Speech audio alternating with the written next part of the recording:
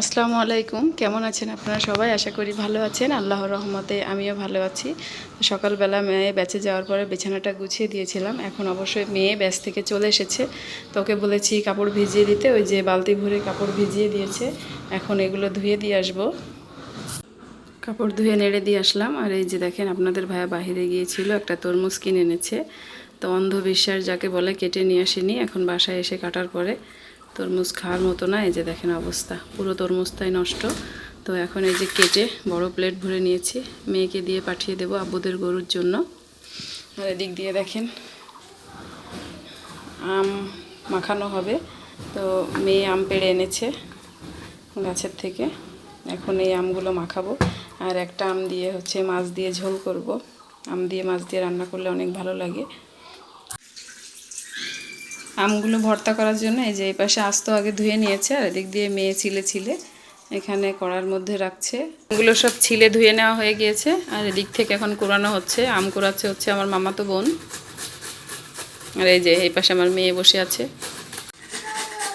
তোমরা তাহলে আম কুড়াকুড়ি করো, আমি রান্না করতে যাই। তোমাদের জন্য বসে থাকতে গেলে আমার দেখা গেল রান্না করা হবে না।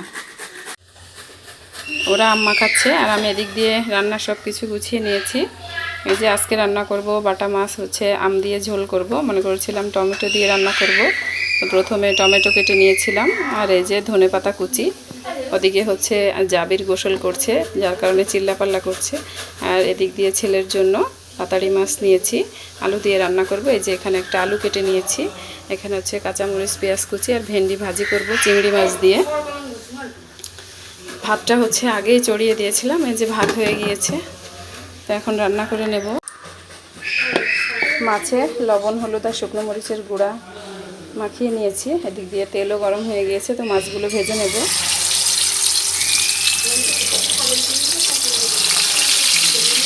আম মাখায় দেওয়ার জন্য সরিষা বাটা হচ্ছে, জান্নাতবাবু সরিষা বাটছে।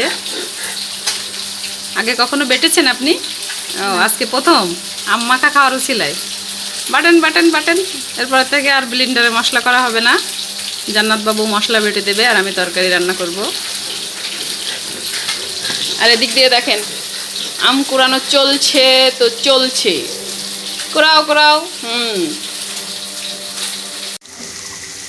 মেয়ে সরিষা বাটছে আর আমি এদিক দিয়ে মাছগুলো ভেজে নামিয়ে নিয়ে এখন ভেন্ডিগুলোকে ভেজে নিচ্ছি। এক পাশে ভেন্ডি ভাজি হচ্ছে আর অন্য পাশে আম মাখার জন্য এই যে শুকনা মরিচ পুড়িয়ে নিচ্ছি। আম মাখানো শুরু হয়ে গিয়েছে। এই যে শুকনো মরিচ পুড়িয়ে কালো করে নেওয়া হয়েছে, কাগজি লেবুর পাতা, বিট লবণ, আর এই সাইডে আছে সরিষা। এখন দেওয়া হবে চিনি। এই যে আমি চিনি দিচ্ছি, নাও মাখাও মাখাও মাখাও, সেই খাওয়া হবে আজকে। আর দেবো নাকি চিনি? নাও নাও নাও মাখাও। এর মধ্যে এক্সট্রা লবণ দেবেন বলেন যে আমার সমস্যা নেই, মাখাও, তারপর খেয়ে দেখো, যদি লবণ দেওয়া লাগে তাহলে দেওয়া যাবে। আমরা সবাই মিলে আম মাখা খেতে বসে গিয়েছি। আর এই যে জান্নাতের আব্বু, ইনি কিন্তু এতক্ষণ কোনো হেল্প করেনি, খাওয়ার বেলা এখন ভাগ বসাতে এসেছে। সমস্যা নেই, উনি খেতে চেয়েছিল, ওনারও ছিল, আমরাও খাচ্ছি।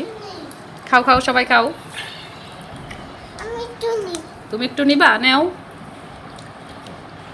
খাও, খেয়ে দেখো তো টক না মিষ্টি? টক।